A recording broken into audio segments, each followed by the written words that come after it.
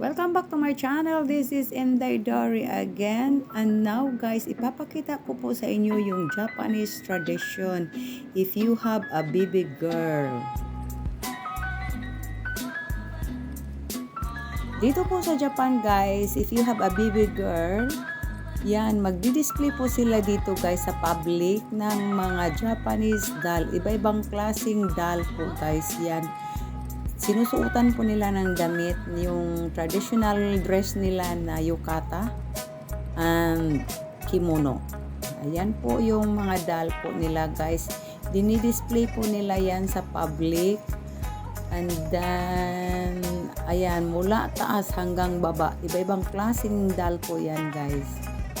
Makikita po natin. Every March po ito guys. Yun po ang season ng mga baby girl. Yan po, di-display po nila.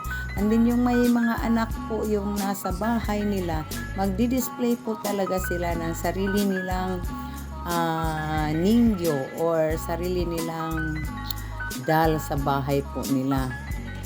Kaya yung iba bonggang-bongga, mahal talaga yan guys, mamahalin. Ilalagay po nila sa isang glass sa loob ng bahay. Yun, every March ilalabas po nila yun, i-display po nila.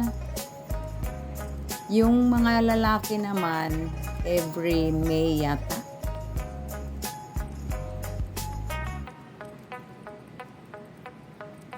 Napakagandang tingnan po guys yung mga doll po nila guys. And then yan po every March kasi magbo-bloom na po yung cherry blossoms or sakura, kaya yun po ang buwan ng mga babae.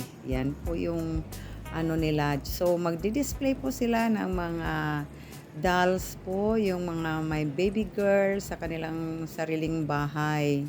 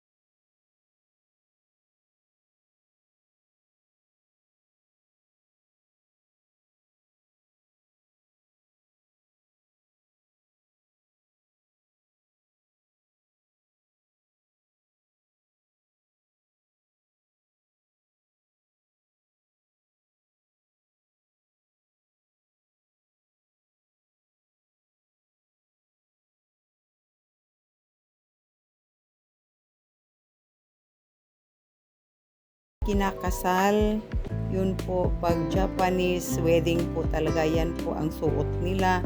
At saka nag-change po sila ng gown, yung parang papalit-palitan po ng damit. Yan po ang style nila guys.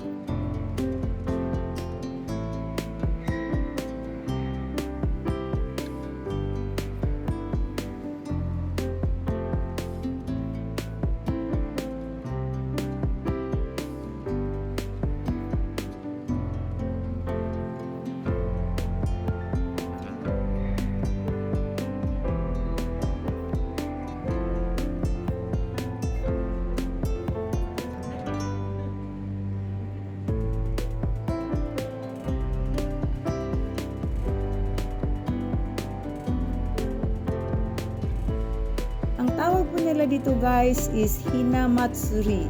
Yan po yung festival ng mga baby girl in every March po.